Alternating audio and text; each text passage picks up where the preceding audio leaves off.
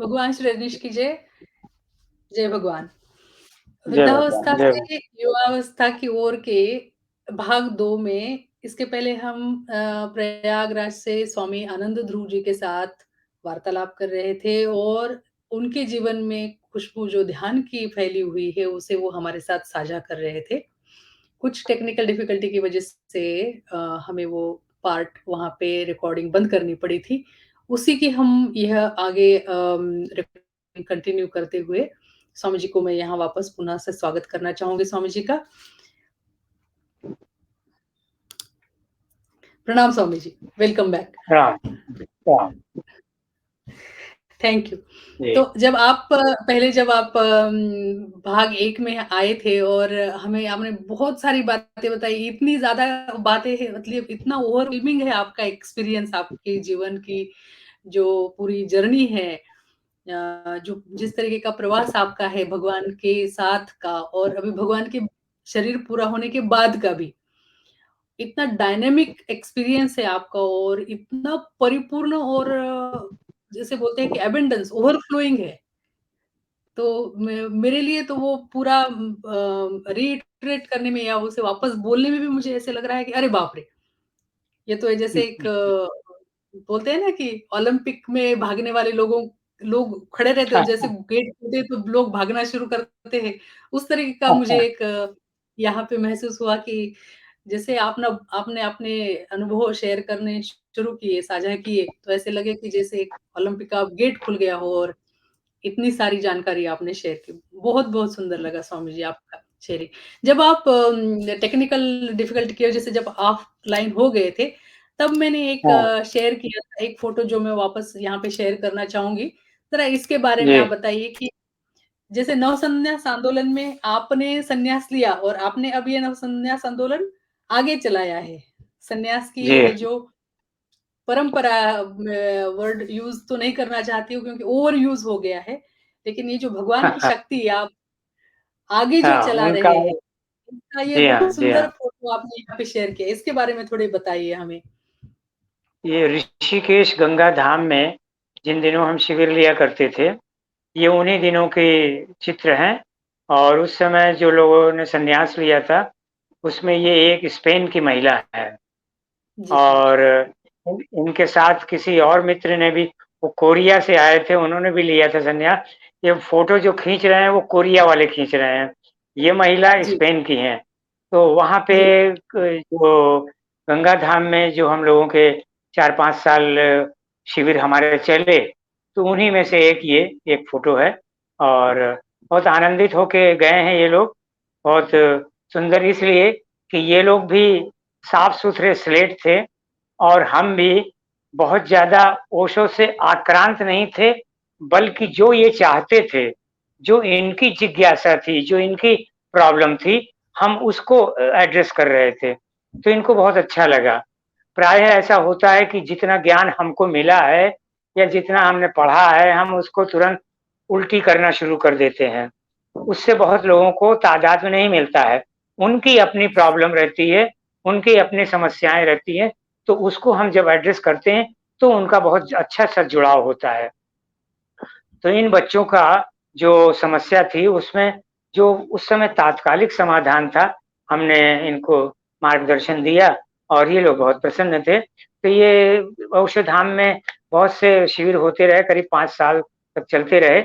उसके बाद फिर थोड़ा व्यवधान पड़ गया है, तो उसी समय की ये फ़ोटो है। जी हाँ। बहुत सुंदर। बहुत सी तो बहुत सी फ़ोटो या ये इंसिडेंट तो हमने ये समझ के नहीं डाला कि अरे इसकी क्या, इसी की कोई बहुत ज़रूरत नहीं थी। ये तो हमें लगता है कि वीत विचार ने शायद डाल दिया है। तो जिनको हम समझते हैं कि इनका कोई मूल्य नहीं है, बाद में पता चलता है कि नहीं साहब, उनका तो बड़ा मूल्य है। अब जैसे ओशो हमारी जो फ़ोटो है, वो हमने ऐसे ही फ़ॉर्मेलिटी में ले लिया था कि हाँ भाई दे दीजिए। आज ही उसका वो इतना बड़ा प्रमाण हो गया और उसको देख-देख के हम आह्लादित होते हैं कि वाह! ओशो हमारे आज्ञा चक्र को स्पर्श कर रहे हैं, ये कितनी बड़ी बात है। तो जिस समय घटना घटती है तो हम लोग बहुत ज़्यादा ध्यान नहीं देते, मेरी आदत नहीं है। लेकिन हाँ, जो लोग सेल्फी और आज के ज़माने में फ़ोटो वाले लोग हैं उनके लिए बड़ी महत्वपूर्ण हो जाती है। जी। नहीं तो ये जब गंगा आप जी, बहुत सुंदर जब आप डिस्कनेक्ट हुए थे तब मेरी यह एक बात निकली थी मेरे मुँह से कि जब हम जीवन जीते हैं, तब वो एक बूँद-बूँद की तरह हम जी रहे होते हैं। जब पीछे मुड़ के देखते हैं तो एक अथाह सागर बन जाता है उन अनुभवों का, क्या बात उस क्या आनंद का। बात है! जी हाँ, बिल्कुल, और जब बिल्कुल। हम जैसे आपके अनुभव का ये सागर है, आपके अनुभव के इस सागर से अभी आप प्रयागराज में इतनी शीतलता फैला रहे हैं, कितने सारे पंछी, प्राणी, वनस्पति, आपके जो ध्यान का सरोवर है उसमें वो आह्लादित होने के लिए आते हैं, है ना? तो हमें लगता है कि हम कुछ नहीं कर रहे हैं, लेकिन जब हम पीछे मुड़ के देखते हैं तो समझ में आता है, अरे बाप रे! इतनी जर्नी हो गई, इतना प्रवास हो गया जी, और इतनी जिए हम। तो वो जो हाँ, एक सेंस ऑफ ग्रैटिट्यूड है भगवान के प्रति, है ना? जी एक हाँ। सेंस ऑफ कंप्लीटनेस है कि हमने कुछ मिस नहीं किया लाइफ में। हाँ, हाँ, पूर्णतः जिया, जीवन को पूर्णतः सारे एस्पेक्ट्स में जिया, ऐसे भी नहीं कि टूटे-टूटे, खंडित, ये भी नहीं। बिल्कुल। जी हाँ, सारे जी हाँ। एस्पेक्ट्स को जिया। तो ये जो हम जब एक जिसको हम बोलते हैं कि रिफ्लेक्ट करते हैं हम अपनी लाइफ को, हाँ, तब वो समझ में जी हाँ, आता है और ये भगवान के सन्यासी के जो लाइफ है, वो उन्हीं को वो रिफ्लेक्शन समझ में आता है। जो सांसारिक लोग हैं आप उनसे बात करो तो उनमें कुछ ना कुछ तो प्रायश्चित रहता है कि ओह! शायद वो बात कर ली होती।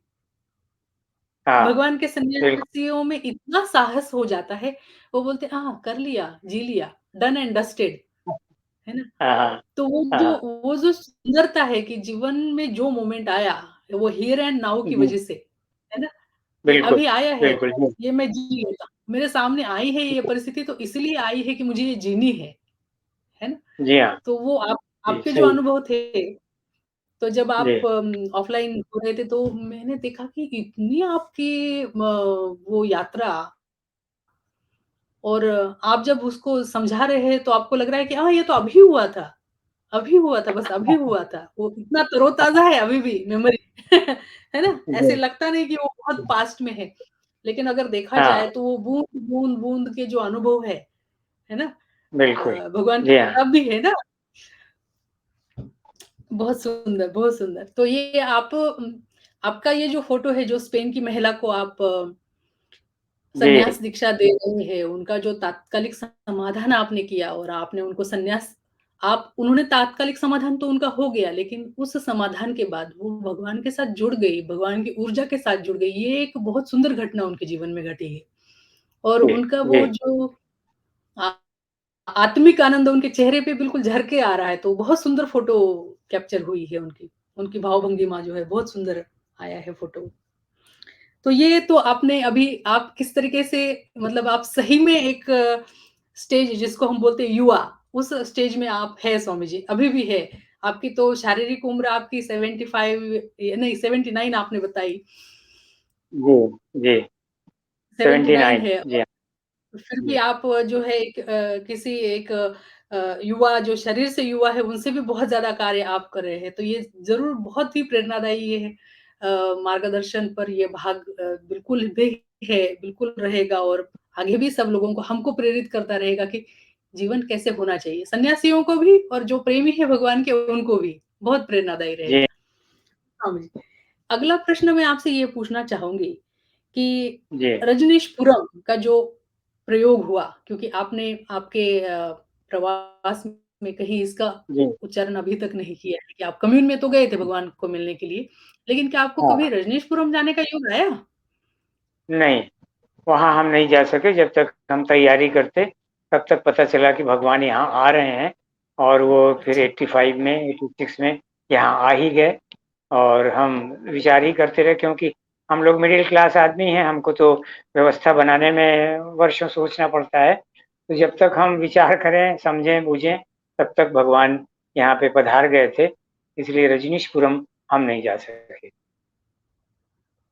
तो जब भगवान वहाँ पे थे तो क्या आपके क्या भाव रहे तब? क्या लग रहा था आपको? आपकी क्या मनस्थिति हम थी? तो हम यहाँ तब भी उसी तरह अपना काम चला रहे थे, बल्कि तब भी हम ये कपड़ा माला बाहर ही पहनते थे।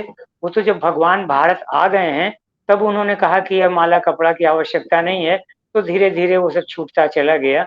लेकिन हम तो 86 तक माला और कपड़ा बाहर पहनते रहे, ऑफ़िसेज़ में जाते रहे, लोगों से मिलते-जुलते रहे, वो सारा काम उसी तरह होता रहा और बस हमारा जो प्लस पॉइंट है, वो यही कि बिना आक्रोशित हुए लोगों के पहले आलोचना सुन लेते थे और उसके बाद फिर हम उनका धीरे-धीरे जब समाधान या जवाब देना शुरू करते थे, तब लोगों में थोड़ा ट्रांसफ़ॉर्मेशन होता था। क्योंकि हमारे बहुत से मित्र ज़रा शरीर से बलवान थे, ज़बान से बलवान थे, तो वो उसका उपयोग करते थे। हमने कहा भई ऐसे ओशो का काम इस तरह से नहीं चलता है। ओशो का काम तो जैसे ओशो ने कोई तलवार थोड़ी चलाई, बंदूक तो चलाई, केवल अपने अनुभव शेयर किए। बस हमें भी अपने अनुभव शेयर करने हैं और तभी सामने वाले पे ट्रांसफ़ॉर्मेशन होगा। उसका कुछ अगर हम भला कर सकते हैं, तो उसकी बात सुन के, पहले उसकी गालियाँ खा के, उसके बाद हम जवाब दें, तब ट्रांसफ़ॉर्मेशन होगा। तो हम यहाँ तो जो करते रहे, भगवान से अमेरिका में तो नहीं मिल पाए, लेकिन हमारी बेटी अमेरिका में है, वो 2010 में वहाँ पे पहुँची थी। तो हम वहाँ पे तब गए थे 6 महीने के लिए टूरिस्ट जी। वीज़ा पे। वहाँ भी हमने भगवान की देशना को इसी तरह क्योंकि हमारी बेटी के जितने कोलीग थे, बेटी के चूँकि ट्विन्स पैदा हुए थे उसी समय, तो वो तो ज़्यादा नहीं टाइम दे पाई। लेकिन और बेटी का जन्म उसी साल हुआ जिस साल मैं माउंट आबू गया। वो साल मेरे लिए बड़ा महत्वपूर्ण रहा, 72 इसलिए महत्वपूर्ण रहा कि उसी साल मेरी बेटी का जन्म हुआ। उसके 1 महीना पहले मैं माउंट आबू गया और उसके करीब 2 हफ्ते बाद मेरा जो ऑफ़िस का एग्ज़ाम होता है, जो प्रमोशनल एग्ज़ाम होता है, वो भी था। बल्कि मेरे मित्रों ने समझाया कि भई एग्ज़ाम छोड़ के कहाँ जा रहे हो? ये सब तो बाद में होता रहेगा। तो हमने कहा भई हमने तैयारी कर लिया है, अब दोनों की तैयारी हम अब जा रहे हैं, फिर देखा जाएगा। तो हमें एग्ज़ाम में पूरी सफलता भी मिली, बेटी भी पैदा हुई और भगवान के दर्शन तो हुए ही हुए। तो 72 का तो मेरे जीवन में बड़ा महत्व है। और उसके बाद हम जब अमेरिका गए बेटी के यहाँ तो उसके कोलीग्स को उसने फ़ोन उस समय तो वहाँ पे इंटरनेट बड़ा अच्छा चल रहा था। हम लोग यहाँ पे उतने तब ज़्यादा सुविधा संपन्न नहीं हुए थे। लेकिन वहाँ हमने देखा कि वो लोग बहुत कनेक्टेड रहते थे और उसने अपने कोलीग्स के मित्रों को इकट्ठा किया और वहाँ पे हम 6 महीने रहे। 6 महीने में 1 महीना तो हमारा खाली गया। तैयारी करने में, ये सब करने में, बातचीत में, थोड़ा घूमने-फिरने में। बाकी 5 महीने हमने वहाँ हर हफ्ते 2 जगह 2 एक तो माइक्रोसॉफ्ट का जो हेडक्वार्टर था वहाँ पे और एक बेटी के घर में। 2 जगह हमने ध्यान रेगुलर कराया और यही नहीं, हमने तो पैसे भी उसके लिए क्योंकि लोगों ने कहा कि वहाँ अगर पैसे नहीं लोगे, तो लोग उसका कोई मूल्य नहीं समझेंगे। तो पैसे हुँ, तो हुँ। हमने लिए। बाद में हमें पता चला कि भाई चूँकि मैं वहाँ का रेज़िडेंट नहीं हूँ, इसलिए मैं पैसे नहीं ले सकता, मैं इनकम नहीं कर सकता, ये हमें बाद में पता चला। लेकिन तब तक हम लौटने की तैयारी में आ गए थे और हम 6 महीने बाद भारत आ गए। लेकिन वहाँ भी बहुत अच्छा अनुभव रहा। 2-3 मित्र सन्यासी मिल गए वहीं के विदेशी और उन लोगों ने इस खुशी में कि हम भी आए हैं भारत से, 1 दिन का कैंप रखा था और उस समय स्वाइप मशीन से चलता था पैसा, तो मैं कैश पैसा ले गया था। हमने कहा कि भाई मेरा कंट्रीब्यूशन इस तरह ले लीजिए। तो उन्होंने कहा स्वामी जी हम तो स्वाइप मशीन रखे हुए हैं, सभी सारे लोग ऐसे ले रहे थे। फिर उनकी पत्नी ने कुछ समझाया कि हम लोग कैश ले सकते हैं, इसमें कोई दिक्कत नहीं है। तो उनको हमने कैश पैसा दिया। तो 1 दिन वहाँ का भी मेडिटेशन कैंप रहा और बाकी हमारा जो अपना रेगुलर हफ्ते में 2 दिन चलता था, वो भी चलता रहा। वाह! मतलब आप जी। भगवान के बाद आप गए अमेरिका और जिस अमेरिका ने भगवान को उनकी ध्यान की विधि सिखाने के लिए उनको बैन किया, वहाँ पे आप हाँ, माइक्रोसॉफ्ट के उस ऑफ़िस में जाके आप ध्यान सिखा के आए। वाह, वाह! ये तो जी, जी। भगवान को आप कहाँ-कहाँ रोक सकते हो। अमेरिका वाले भी परेशान हो गए होंगे। बल्कि हमने बेटी से कहा कि हमको वो पोर्टलैंड या ओरेगॉन जहाँ ये था वो ले चलो। तो बा हमने जब पूछा यहाँ पे लोगों से पता किया तो कहा अब सब उजाड़ हो गया है, कोई फ़ायदा नहीं जाने से, आपको बैरन लैंड मिलेगी तो कोई लाभ नहीं है। जबकि सिएटल जो है वो ओरेगॉन से काफ़ी नज़दीक है। हम सिएटल में थे जी। और सियाटल ओरेगॉन के काफ़ी नज़दीक है।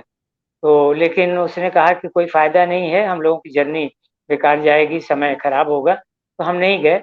लेकिन हाँ, 5 महीने तक ओशो की देशना उन लोगों से हमने शेयर किया। जी। बहुत सुंदर स्वामी जी। स्वामी जी, अभी ये जो या मैं इसी सवाल के आगे मैं सवाल करती हूँ। काफ़ी आपसे मार्गदर्शन तो काफ़ी लेना है, तो मेरे पास सवाल काफ़ी है, तो थोड़ा हुँ, शांति से मैं लेती हूँ, आपको जल्दी ना हो। जी, जब भगवान आए रजनीशपुरम से और उसके बाद एक एक पॉइंट आपने बोला कि आप 86 तक तो गेरुआ और माला पहनते थे, है ना? और फिर भगवान जी, आने जी के हाँ, बाद ये निर्देश आए कि अभी ये हाँ, माला और कपड़े पहनना इतना ज़रूरी नहीं है। तो हाँ। ये ब डायरेक्टिव्स भगवान ने खुद अपने मुँह से दिए थे या जो ये ट्रस्टीज़ है क्योंकि अभी काफ़ी इसके ऊपर भी चर्चा चल रही है, थोड़ा विवादास्पद है ये मामला। तो अल या आपको क्या लगता है ये इसमें कि ये क्या है? हम ये लोग साजिश हम है या लोगों ये सही में भगवान ने ये कहा था? भगवान ने कहा होगा क्योंकि बाद में उन्होंने जब इस पे दुःख प्रकट किया कि तुम लोगों ने इतनी जल्दी चेंज कर लिया, जैसे तुम लोग तैयार बैठे थे कि भगवान कुछ भी बहाना मिल जाए, हम गेरुआ वस्त्र छोड़ दें। तो इसके माने भगवान ने कहा होगा और नहीं तो पत्रिकाओं के माध्यम से पत्रिका हम लोग तो निर्देश पाते थे पत्रिका के माध्यम से, हम तो प्रयागराज में थे, तो हमने तो भगवान को सुना नहीं अपने मुँह से ये कहते हुए। लेकिन इसके माने कि भगवान चाहते तो नहीं थे, उन्होंने बड़े दबाव में ये कहा होगा कि अब तुम लोग माला छोड़ सकते हो, क्योंकि वो दुखी थे इस बात से, जिस दिन से उन्होंने ये बात कही, दूसरे दिन से लोग रंग-बिरंगे गुब्बारे लेके शर्ट पे पहुँच गए। तो उनको बड़ा दुःख हुआ कि क्या तुम लोग वेट कर रहे थे, कुछ भी बहाना मिले हम ये त्याग दें? इसके माने तुम लोगों ने इतने दिन तक माला मन से पहनी ही नहीं। तुम लोगों ने केवल दबाववश केवल औपचारिकता के कारण ऐसा किया।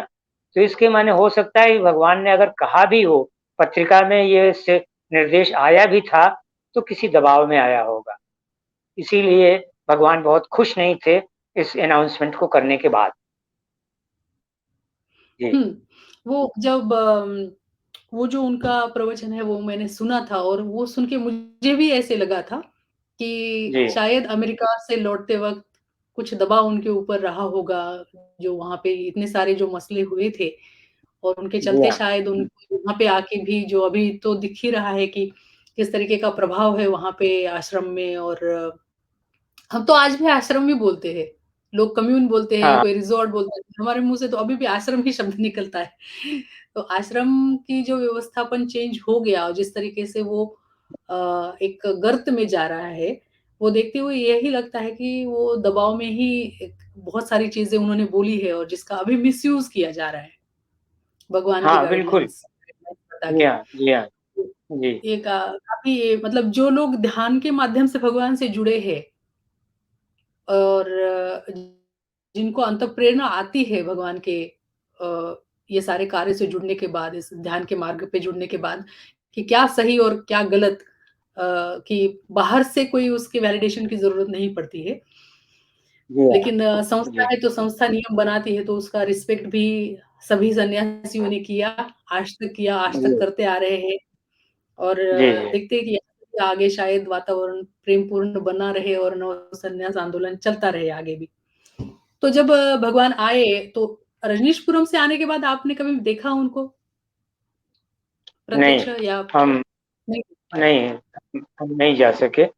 उस समय भी हम नहीं जा सके, उस समय भी वही जल्दी कि चले चलेंगे, कभी कोई दिक्कत नहीं है। तो लेकिन तब तक भगवान का ये मैसेज आ गया, मित्रों ने बताया। हमारे पास तो उस समय फ़ोन भी नहीं था, बाद में पता चला कि भगवान ने शरीर छोड़ दिया है, लेकिन हम भगवान से संन्यास दीक्षा के बाद नहीं मिल सके। एक ही बार आप भगवान से मिले। जी।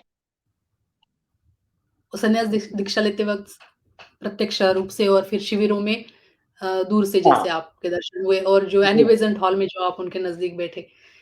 हमने ये भी हाँ, सुना है वो एक मतलब भगवान के दुःख की वार्ता तो निधन की वार्ता बहुत दुखद तो थी ही। हमने खुद अपने घर पे सुबह-सुबह 7 बजे की न्यूज़ में सुनी थी। लेकिन फिर ये भी हुँ, कम्युन की तरफ से ये भी आह्वान आया था कि बहुत रश हो जाएगी, पूना के मैनेजमेंट पे बहुत तनाव आएगा, तो कोई भी ना आए और तब उन्होंने तो 1 डेढ़ घंटे में शरीर भी जला दिया, तो काफ़ी सारा बहुत ही मतलब एक के ऊपर एक धक्कादायक जैसी जी हाँ, जी हाँ। खबरें थी वो, जो मतलब बियॉन्ड कॉम्प्रिहेंशन था। आज भी नहीं जी, समझ में आता है। तो आज भी उसे हम आज भी समझने की ही कोशिश कर रहे हैं, आज तक तो कुछ क्लैरिटी है ही नहीं उन सब इवेंट्स के आगे-पीछे। तो ये तो एक खोज का विषय है और शायद इसमें कुछ आगे चल के इस पे प्रकाश पड़े, तो बातें क्लियर हो क्योंकि जो दुखद बातें रहती है उसके ऊपर अगर प्रकाश हो जाता है, तो एक न्याय की जो भावना है वो मिल जाती है। जी, जी। जी, स्वामी जी। अगला सवाल मैं आपसे ये करना चाह रही थी कि ये अभी जो नवसन्यास का जो आंदोलन है, अभी जो चल रहा है, जिस तरीके से जा रहा है, इसमें आपको क्या लगता है कि ये किस तरीके से चलना चाहिए? क्योंकि आप अभी शिविरों का आयोजन कर रहे हैं, पहले भी करते थे। किस तरीके से ये स्वरूप बदला है और क्या इसकी दिशा होनी चाहिए? जैसे भगवान बुद्ध ने जब शरीर छोड़ा था, तो उसके बाद उसकी कई शाखाएँ हुईं।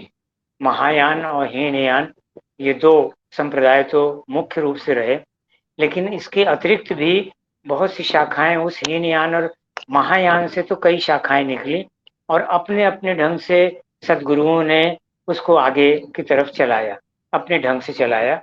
अपनी जो ऊर्जा थी और अपना जो अनुभव था उसमें डाल, चाहे वो नागार्जुन हो या बोधि धर्म हो, ये सारे लोगों ने जो भी अपना कंट्रीब्यूशन दिया, उसमें अपना अनुभव भी मिला के दिया। तो जो भी आजकल चल रहा है उसमें सभी लोग अपना अनुभव डाल रहे हैं।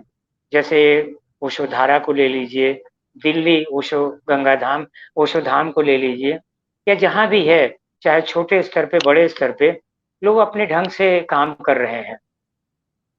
और मैं समझता हूँ कि इसी विविधता में ओशो धीरे-धीरे प्रकट हो रहे हैं।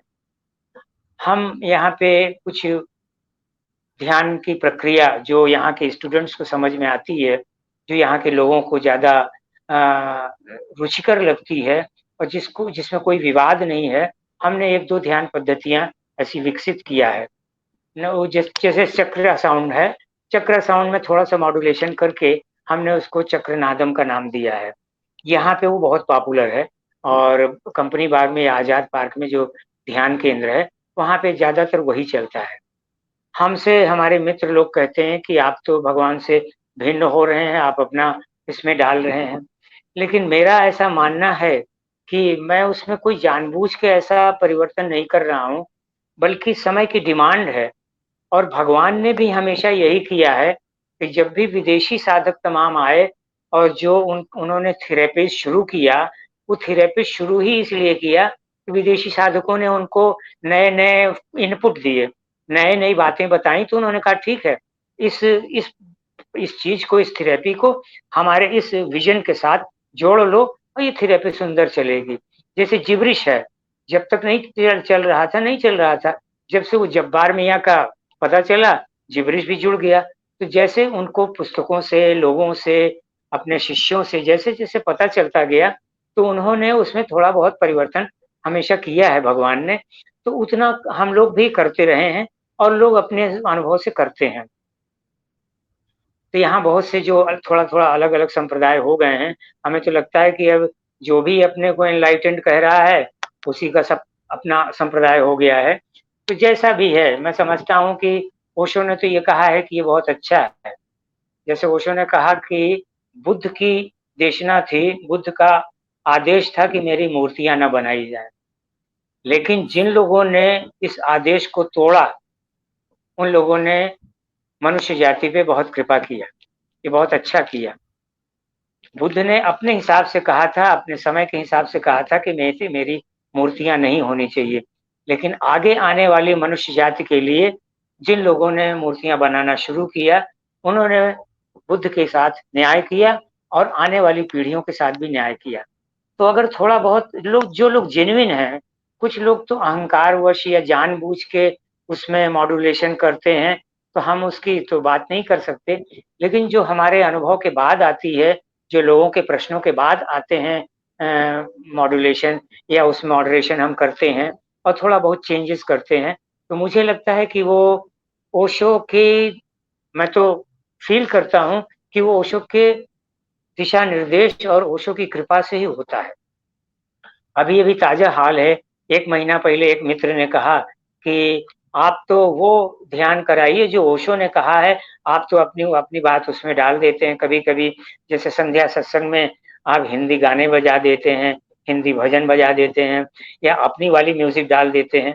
हमने कहा जो हमारे पास ऑडियंस है, उसको ये वाली म्यूज़िक ज़्यादा अच्छी लगती है। जैसे मान लीजिए एक शिव शक्ति का स्तोत्र है, उसको राग दरबारी कानड़ा में गाया गया है। बहुत सुंदर राग है। ये उसी राग में है जिस राग में मन्ना डे ने एक गाना गाया है। तो वो गाना जो गाना गाया गया है शिव शक्ति का इंस्ट्रूमेंटल गाना, वो इतना शानदार है कि हम उसको संध्या सत्संग के पहले बजाते हैं। और या फिर 1-2 हिंदी भजन बजाते हैं, जैसे जो चैतन्य भारती जी ने या वहाँ की यशोधारा की एक माँ ने बनाया है, वो लोग, माँ प्रिया ने जो बनाया है, तो हम उसको डाल देते हैं और वो हमको ज़्यादा रुचिकर लगता है, जैसे वो हमारी स्किन से एकदम चिपक गया। और जो विदेशी जी। म्यूज़िक है, जो हम लोग संध्या सत्संग में सुनते हैं, वो हम उतनी जल्दी आसानी से पचा नहीं पाते हैं। वो हमारी रुचि के अनुसार नहीं है। तो हम थोड़ा बहुत इस तरह से चेंज करते हैं और लोग उसको पसंद भी करते हैं। मैं समझता हूँ कि इस तरह के चेंजेज़ करने चाहिए और जो लोग जेनुइन ढंग से कर रहे हैं, उनका हम समझते हैं कि उनका स्वागत है और उनको साधकों का बड़ा अच्छा समर्थन मिलता है। एक बार तो एक मित्र ने तुरंत ही कहा कि आप तो ओशो की वाणी में कोई लगा दीजिए, तो ओंकार का उच्चार बताया ओशो ने और ये वो हमने कभी उन स्टूडेंट्स को बताया था जो स्टूडेंट्स कहते थे कि मैं तो कोचिंग जाता हूँ, मैं 1 घंटा ध्यान नहीं कर सकता, मुझे कोई और शॉर्ट बताइए। तो ये ध्यान ओशो ने खुद अपनी बात में बोला है और मैंने ऑडियो में सुनाया उन लोगों को कि ये लोग ऑडियो में खुद बोल रहे हैं भगवान। वो था ओंकार का ध्यान। ओंकार के ध्यान में वो कहते हैं पहले 10 मिनट डांस करो, फिर 10 मिनट तुम ओंकार को जोर-जोर से बोलो ओठों को खोल के और 10 मिनट मौन होके ओठ बंद करके भीतर ही भीतर गुंजार करो। ये 30 मिनट का ध्यान हमने कभी बच्चों को यूँ ही बता दिया था, लेकिन वो ओशो की वाणी हमें एक दिन मिल गई यही इसी की और हमने उन मित्र को ये सुना दिया, तो वो कहा कि हाँ भाई ठीक है, ओशो ने कहा तो है, लेकिन ओशो को जो प्रिस्क्राइब्ड और प्रचलित ध्यान विधियाँ हैं, उनमें तो ये नहीं है। हमने कहा ना हो, अब ओशो ने बाद में मान लीजिए ये नहीं कहा है, जब हम लोग माउंट आबू में हुआ करते थे, तो वो कहते थे कि जो आनंद तुमको मिला, तुम सब में बाँट दो, पूरे संसार को उस आनंद में फिर डुबो लो, तुम उन सभी को बाँट दो, तभी तो तुम्हारा भी आनंद और फैलेगा। तो हमने एक प्रार्थना अपनी ध्यान पद्धति में शुरू किया, चक्रनादम में, हमने उसको डेवलप किया है थोड़ा-सा। तो उसमें हमने बाद में एक ध्यान प्रार्थना है वो जो आपने सुना होगा, सर्वे भवन्तु सुखिनः, सर्वे सन्तु निरामया, सर्वे भद्राणि पश्यन्तु वगैरह, वगैरह। तो इसको हमने 1-2 बार वहाँ पे ऋषिकेश में इसको किया, तो वीत विचार कहते हैं कि ये पंडित लोग संस्कृत में बोल-बोल के हम लोगों को डिमोरलाइज़ करते हैं। अरे यही चीज़ हिंदी में बोलते तो क्या समझ में ना आता? हमने वीत विचार की बात समझी। तो वीत विचार ने जब ये बात कही तो हमने कहा ठीक है, हम इसका ट्रांसलेशन करते हैं। तो अब हमने उसको ट्रांसलेशन कर लिया है, सभी स्वस्थ जीवन जिएँ, सभी रहें निरोग, सभी मंगल दर्शन करें, हो न कोई दुःख भोग। ये एकदम उसी का वाह! वाह! ट्रांसलेशन है और इसमें कोई संस्कृत की भाषा नहीं है। अब इसको हमने अपने ध्यान चक्रनादम के साथ जोड़ लिया है। अब कुछ लोग कहते हैं कि ये तो ओशो ने नहीं कराया है। हमने कहा ओशो की ज़रा 72, 73 और 71 के प्रवचन सुनो। उसमें ओशो कहते हैं कि सबको बाँटो। तुम बाँटोगे नहीं तो कैसे तुम्हारा आनंद बढ़ेगा? तो अगर हमने उसके उन्हीं के अनुसार जोड़ लिया है और ये पूरी ऋषि परंपरा के अनुसार है। ओशो ये नहीं कहते कि मैं जो बोल रहा हूँ, मैं अकेला हूँ। वो कहते हैं कि मैं तो परंपरा से जो चली आ रही है, जो ऋषियों की परंपरा से चली आ रही है, मनुष्य को प्रकाश में लाने की, आनंदित करने की, सुखी करने की, समाधिस्थ करने की, मैं उसी परंपरा का एक वाहक हूँ। तो तुम भी वही करो। तो मैंने इसको जोड़ लिया तो कुछ मित्रों को उसमें ऐतराज लगा। हमने कहा भाई आप अपना ऐतराज करते रहें, लेकिन हम तो अपना काम कर रहे हैं और लोगों को बहुत अच्छा लगता है। और उस चक्रनादम ध्यान में हमने पहले एक चीज और जोड़ी है, अहोभाव और धन्यवाद।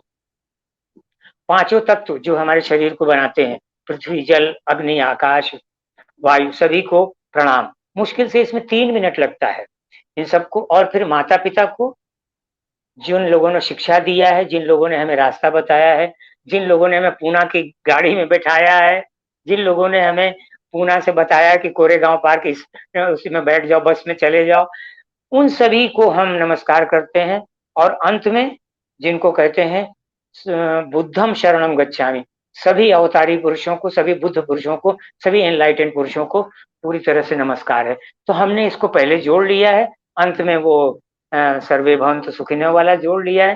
तो कुछ लोग कहते हैं भाई भगवान ने तो ये सब नहीं कहा, वो तो कहते हैं कि नाचो गाओ हंसो और उनके नॉन वेजिटेरियन जोक्स पे हंसो और उसके बाद बात खत्म।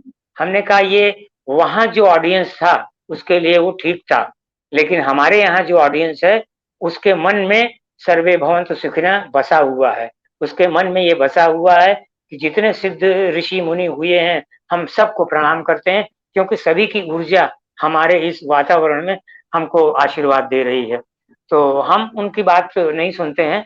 और लेकिन हाँ, भगवान ने ये कहीं ना कहीं कुछ न कुछ कहा है, तो हम थोड़ा बहुत मॉड्यूलेशन करते रहते हैं। और जिन लोगों ने भी जेन्युइनली किया है उनको उसका आशीर्वाद मिल रहा है।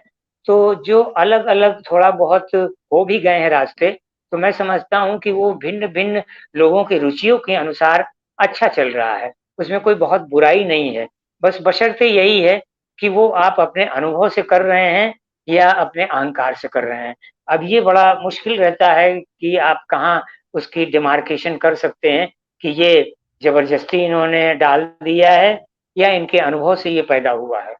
मैं जो ये चक्रनादम ध्यान करा रहा हूँ बहुत दिनों से, यही हमने वहाँ अमेरिका में बच्चों के साथ किया है। तो हम एक्सपेरिमेंट करते रहे। तो जैसे कुंडलिनी है, सक्रिय ध्यान का तो हमने बहुत ज़्यादा एक्सपेरिमेंट नहीं किया है, क्योंकि उसमें इतना हंगामा, इतना शोरगुल होता है कि आस-पड़ोस भी परेशान हो जाते हैं। लेकिन कुंडलिनी ध्यान, नाद ब्रह्म और उसी से निकला हुआ ये चक्रा साउंड ध्यान को थोड़ा-सा मॉड्यूलेशन करके ये चक्रनादम ध्यान।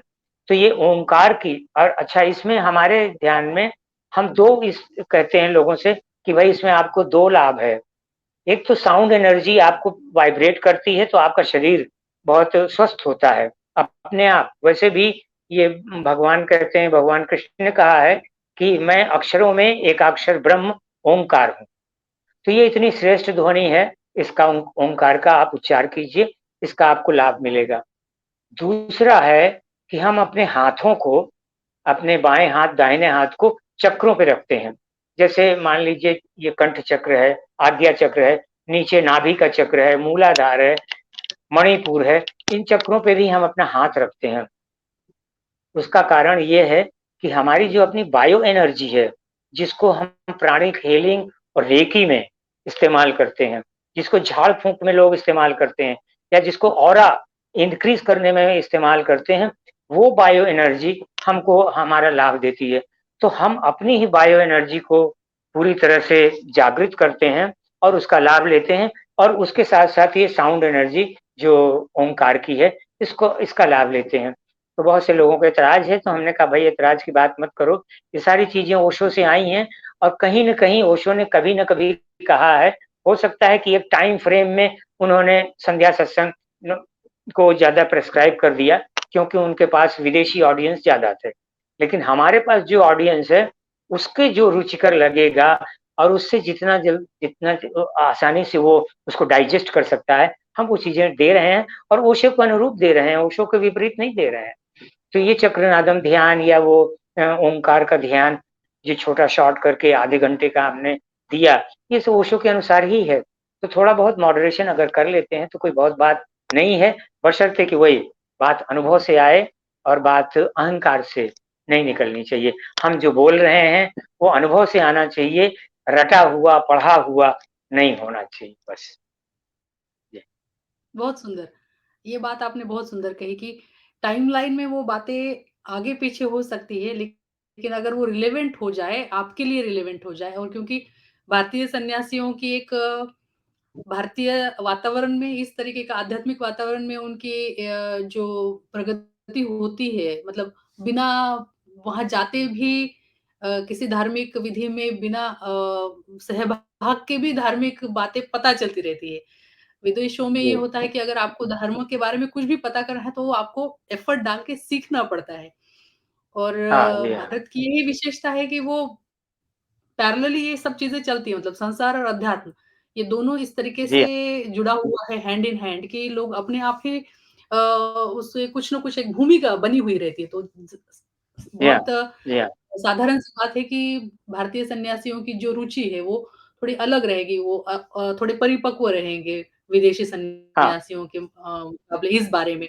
तो हो सकता है कि इसलिए ग्रुप थेरेपीज़ की जो बात आपने कही थी कि भगवान ने जो वो विदेशियों के लिए ही थी, वो भारतीय सन्यासियों के लिए हाँ। नहीं थी। जी बहुत हाँ, सारी जी हाँ, थेरेपीज़ में सिर्फ़ एक मिस्टिक रोज़ और बॉर्न अगेन जो थी 2 थेरेपीज़ जी हाँ, जी, उसको भारतीय सन्यासियों के लिए भगवान ने रखा था। जी क्योंकि हाँ, भावनाओं का दमन तो थोड़ा बहुत हो जाता है तो रोते नहीं हैं जैसे लोग, रोने में भी हाँ, हाँ। बंधन होता है, तो मिस्टिक रोज़ का तो बहुत सुंदर प्रयोग भारतीयों के जी हाँ, लिए उपलब्ध कराया भगवान ने। तो ये बात आपने हाँ, बहुत अच्छी की। जो दूसरी एक बात आपने कही कि इवनिंग मेडिटेशन में संध्या सत्संग में जो विदेशी म्यूज़िक बजता है, तो ऐसी कोई बात नहीं है। मैं बहुत बार आश्रम में भगवान के जाने के बाद हालाँकि मेरा सन्यास हुआ, लेकिन हम काफ़ी 2-2 3-3 महीने रहते थे आश्रम में और तभी कीर्तन भी हुआ करते थे इवनिंग में। इवनिंग सत्संग में हाँ, भी कीर्तन हुआ करते थे। हाँ, तो वो लेकिन हाँ। रिकॉर्डिंग अनफॉर्च्युनेटली सारे भागों का रिकॉर्डिंग नहीं है अवेलेबल। जो जी, रिकॉर्डेड जी। कैसेट्स है या हाँ, म्यूज़िक जो है वो ज़्यादातर जो एक कोई अगर बहुत प्रचलित बैंड आ जाए या कोई बहुत अच्छे सुंदर म्यूज़िशियन आ जाए जैसे हाँ। वितेन और देवा अगर गाना गाए या मिलारेपा गाए या तो उनके ज़्यादा रिकॉर्डिंग थे। तो सुंदर जी हाँ, म्यूज़िक जी हाँ। तो इंडियन भी सितार और हारमोनियम वाले भी कीर्तन जो हुआ करते थे संध्या सत्संग में, उसका थोड़ा जी, रिकॉर्डिंग कम है अवेलेबल। तो ये बात तो आपने हाँ। बहुत सुंदर कही कि जो अनुभव है, आपके अनुभव से अगर चल रहा है तो और अहंकार नहीं है तो अगर कितनी भी शाखाएँ बन सकती है। भगवान ने तो सारी ही संत परंपरा को पुनर्जीवित किया है। विपश्यना की जी, अ, मीरा का भजन, कबीर के दोहे, सभी संतों को पुनर्जीवित किया है, तो हर एक संत की एक विधि निकल सकती है और वो एक मार्ग बन सकता है। तो ये तो बहुत सुंदर बात है। लेकिन अगर व्यावहारिक तल पे अगर आए भगवान की इस शिविरों का संचालन जिस तरीके से अभी हो रहा है और जैसे कोई क्रूज़ पे लेके जा रहा है, कोई थाईलैंड लेके जा रहा है, कोई गोवा लेके जा रहा है। ये जिस तरीके का ग्लैमर चलता है अभी या थोड़ा-सा मुझे लगता है दिखावा, शायद नहीं भी होगा दिखावा क्योंकि हर एक की रुचि के हिसाब से लोग चीज़ें एक्सेप्ट करते हैं या उनको वो चीज़ें मिलती है। आपको कैसे लगता है इन चीज़ों को देख के? हमें तो ये लगता है ये भी सब वही व्यवसायीकरण है। व्यवसायीकरण है। थाईलैंड और पटाया जाने का क्या मतलब है? सभी को मालूम है थाईलैंड और पटाया की जो वास्तविकता है, सभी को मालूम है क्या आकर्षण उनको ले जाता है। गोवा क्या आकर्षण ले जाता है। चलिए माथेरान क्यों नहीं जाते हैं आप? मनाली क्यों नहीं जाते हैं? आप तिरुचिरापल्ली क्यों नहीं जाते हैं? तिरुवनंतपुरम क्यों नहीं जाते हैं? है ना? आपको कन्याकुमारी क्यों नहीं जाते? वहाँ भी बहुत अच्छे-अच्छे रिज़ॉर्ट हैं, वहाँ पे जाइए। लेकिन नहीं, ये सब का ग्लैमर है और इस ग्लैमर में अगर हो सकता है कि 1-2 लोग कोई अच्छे साधक हों भी, तो भी उनकी साधना खो जाती है। इसलिए ये जो ग्लैमरस एटीट्यूड चल रहा है, इसको हम बहुत ज़्यादा पसंद नहीं करते हैं। ठीक है, और बल्कि हमें रिपोर्ट भी मिली हुई है कि जो लोग इस तरह के ट्रैवल या टूर पे ले जाते हैं, वो लोग शोषण भी करते हैं। जैसे उन्होंने कहा कि हम आपको यहाँ-यहाँ ले जाएँगे और यहाँ-यहाँ का आपको भोजन इत्यादि की आने-जाने की व्यवस्था, ट्रांसपोर्ट वगैरह बस हमारी तरफ से रहेगा, उसकी व्यवस्था हम करेंगे। ले जाके वहाँ पे उन्होंने छोड़ दिया और बेचारे अपने पैसे से होटल में खाना खा रहे हैं, ट्रांसपोर्ट की व्यवस्था कर रहे हैं, वहाँ भटक रहे हैं कि यहाँ कोई सुनने वाला नहीं। फिर बाद में 1 दिन बाद स्वामी जी आते हैं जो ट्रैवल चलाते हैं, उन्होंने फिर किसी तरह इधर-उधर करके शांत करके उन लोगों को फिर एक जगह ले गए। लेकिन इसमें शोषण भी हुआ है और कई टूर ट्रैवल वालों ने हमें ये बताया है कि हम वहाँ जाके फँस गए और हमें वहाँ बेवकूफ़ बनाया और ध्यान के नाम पे केवल एक दिन आखिरी दिन एक हॉल में जाके बैठा दिया गया, सबसे कहा गया विपश्यना करो और उसके बाद बैठ के चले आए। ध्यान भी नहीं हुआ पूरा। ओहो! अगर इतना सब था ही, तो चलो ठीक है भाई ध्यान कर लेते, लेकिन नहीं ध्यान भी नहीं हुआ। वो सब चीज़ ये थी कि व्यवसायीकरण है, थाईलैंड के नाम पे, गोवा के नाम पे पैसे बटोरना है और जो लोग ऐसा करते हैं अब उनका उनका तो भगवान ही मालिक, क्या कह सकते हैं। लेकिन इस तरह हुँ। के ग्लैमर और इस तरह के टूर और ट्रैवल जो है वो ध्यान के लिए नहीं है, वो टूरिज़्म के लिए है, बस। जब भगवान शरीर में थे तो भगवान के लिए एक विशेषण जो बाहरी दुनिया ने दिया था, जो मतलब पढ़ते तो थे नहीं, जाके देखते तो थे नहीं, लेकिन एक मीडिया ने जो उन्हें बदनाम करने के लिए सेक्स गुरु का जो एक स्टैम्प लगाया था, तो जी। मुझे लगता है कि ये कहीं न कहीं उस स्टैम्प का ये आफ्टर इफेक्ट अभी भी दिखता है, कि लोगों को लगता है कि ये थाईलैंड पटाया लेके जा रहे हैं और ओशो के सन्यासी है, तो उनको वहाँ जाके उस तरीके की कुछ सर्विस मिलेगी शायद। तो इस तरीके के आकर्षण में लोग ऐसे क्या बोलते हैं कि वो उसके विक्टिम हो जाते हैं, इस तरीके हाँ, के हाँ, कांडों का। ऐसा अब ही हो रहा है क्योंकि हुँ, बहुत से लोग जिन्होंने देखा कि अब तो ओशो फैशन में आ गए हैं, तो वो साधना के लिए ओशो से नहीं जुड़े। वो जुड़ गए कि यहाँ पे फ्रीडम बहुत है और यहाँ एक वातावरण है, एक संगठित समाज है, हम उसको कैसे अपने जाल में फँसा सकते हैं। तो जो लोग इस तरह के हैं और जो ग्लैमर के रूप के चक्कर में भगवान से जुड़े, वो साधना के लिए नहीं जुड़े, ध्यान के लिए नहीं जुड़े थे। वो ग्लैमर की वजह से जुड़े थे और उस ग्लैमर में उन्होंने बहुत से इसी तरह के काम किए। जैसे पूना डेज़ में भी बहुत से लोग केवल इसलिए जाते थे कि वहाँ लड़कियाँ हैं, विदेशी हैं, खाने को खूब अच्छा मिलता है। हाँ, पैसा है तो बस सब ठीक है। तो जो लोग इस उद्देश्य से जाते थे और वो हर जगह है, वो उसमें कोई भगवान का कोई दोष नहीं है, वो सब जगह हैं। वो चाहे वृंदावन हो, चाहे इस्कॉन हो और चाहे ये ब्रह्म कुमारीज़ हों, हर जगह ऐसे लोग पहुँच जाते हैं। तो जिनका ध्यान किसी और चीज़ पे है, वो तो हमेशा ऐसे ही चीज़ें ढूँढेंगे और ऐसे में फँस जाते हैं। लेकिन जो ध्यान करना चाहते हैं, वो तो अपनी जगह ढूँढ लेते हैं। आखिर जब हमने ओशो को पढ़ा सुना, तो हमको भी यही कहने वाले लोग थे कि अरे वो तो बहुत भ्रष्ट आदमी है। लेकिन आखिर हमने ओशो से वही चीज़ें लिया, जो ध्यान और साधना के लिए आवश्यक थी। हम तो उनके उस ग्लैमर में, विदेशी के चक्कर में, विदेश जाने में कि लड़कियों से शादी कर लो, विदेश चले जाओगे, वगैरह-वगैरह, ये सब जो वहाँ पे हुआ, तो कुछ लोग इसी के लिए जाते थे, तो उनको वो मिलता था, अब वो उनकी अपनी प्रॉब्लम है। लेकिन जिनको साधना और ध्यान चाहिए था, उनको साधना भी मिली, ध्यान भी मिला और समाधान भी मिला। बहुत सुंदर। और मुझे लगता है कि इसीलिए ध्यानेश का जो आज का जो रूप है, वो उसी का ट्रांसफ़ॉर्मेशन है, क्योंकि ध्यानेश ने जितने लड़कों को बैन किया, उसके जीवन हाँ, में, जीवन काल में, क्योंकि वो हुँ, देख के ही पता चल जाता था उसको कि कौन किसके लिए आया है, तो वो एक साइकोलॉजिस्ट भी बन गया गेट पे गार्डिंग करते-करते ध्यानेश साइकोलॉजिस्ट भी बन गया। इसलिए मैं परसों के एक प्रोग्राम में जब मैं बात कर रही थी तो थोड़ा भावुक हो गई थी ध्यानेश के लिए कि भाई ध्यानेश जाग जाओ कि ये तुम क्या करने के लिए आए थे और तुम क्या बन गए हो। तो ये एक बहुत सुंदर बात हम की आपने। 2000 और जब जी, जी, आप बोलिए। 2001 2001 में हम आश्रम गए थे, तो वहाँ पे करीब जी। 10 दिन हम रहे। तो माँ हुँ, साधना के साथ हमको काम करने के लिए उन्होंने बुला लिया था कि हमारे कुछ लेटर्स हैं और कुछ और काम है लिखा-पढ़ी का, वो आके यहाँ पे पूरा कर दो। तो हम माँ साधना के साथ करीब 10 दिन वहाँ पे हमने पीछे की टेबल पे बैठ के काम किया। तो अचानक ध्यानेश आए, उन्होंने पूछा तुम कौन हो? तो हमने बताया, तो बड़े व्यंग से वो बोलते हैं, अच्छा तो साधना ने अब तुमको चुन लिया है। ऐसे हुँ, जैसे मैं उनका कोई बॉयफ्रेंड बन गया हूँ 10 दिन के लिए।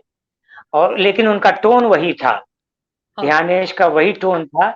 और ध्यानेश जब गार्डिंग करते भी हैं, जब वहाँ पे खड़े भी होते हैं, तब भी उनकी निगाह और उनका बिहेवियर, उनकी बॉडी लैंग्वेज उसी तरह की रखती है कि हर आदमी जैसे बॉयफ्रेंड और गर्लफ्रेंड होके आया है, कोई ध्यान करने के लिए नहीं आया, कोई साधक बन के नहीं आया है, कोई साधना के लिए नहीं आया है, हर आदमी गर्लफ्रेंड ढूंढ रहा है या बॉयफ्रेंड ढूंढ रहा है। गजब है। हम आश्चर्यचकित हुए, हमने कहा भाई ठीक है, वैसे लोग हैं। बल्कि उनसे अच्छे तो तथागत और नीलम थे। वो लोग बहुत गरिमापूर्ण थे। कितना भी था तो तथागत और नीलम बहुत गरिमापूर्ण थे, लेकिन कुछ टेक्निकल कारणों से उनको बाहर कर दिया। ये जितना भी विदेशी ग्रुप है, धीरे धीरे पुराने गरिमामय लोगों को सभी को हटा दिया उसने, सभी को हटा दिया। और उन्हीं लोगों को रखा जो हाँ हजूर वाले रहे, उनको साथ में रख लिया। और बाकी जिनकी भी थोड़ी बहुत रीढ़ की हड्डी थी, उन सबको उन्होंने बाहर कर दिया। तो तथागत या नीलम बहुत अच्छे थे और बहुत उनका प्रेमपूर्ण व्यवहार था। बाद के लोगों का उतना अच्छा नहीं रहा। अब जैसे देवेंद्र हैं, देवेंद्र भी बहुत ज्यादा, अब क्या कहें, बस व्यक्ति से ये होना चाहिए कि ये लगे कि हाँ इस व्यक्ति ने तो बड़ा ध्यान किया है, कितना प्रेम पूर्ण है। और साधना के व्यवहार से भी, साधना के लेखन को मैं जरूर मानता हूँ, बहुत अच्छा लिखती हैं। लेकिन साधना का जो व्यक्तित्व है वो बहुत जी आमंत्रित करने वाला नहीं है, बहुत आकर्षित करने वाला नहीं है। बस एक प्रेम सो पूर्ण सो नहीं। हुँ, हाँ, प्रेम भाव नहीं है। बस वो प्रेम औपचारिकता से भरा हुआ ज़्यादा है।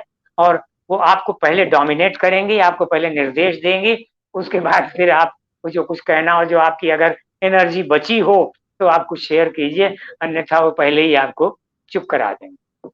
हुँ, तो उनकी पहले भी ही एनर्जी अपमानित बहुत अच्छी करके है। हाँ, पहले ही अपमानित करके आपको निचले स्तर पे लेके आते हैं और उसके बाद भी आपको अगर लगे कि इनसे व्यवहार कुछ करें, तो आप बात करें। हाँ, थोड़ा-सा अगर स्वामी जी आप पीछे जाएँगे ना क्योंकि आपका यहाँ तक कट हो रहा है, ये बैनर में आ रहा है नीचे। थोड़ा-सा अगर पीछे जा सके हुँ, हाँ, ये सही है, हाँ, परफेक्ट, थैंक यू।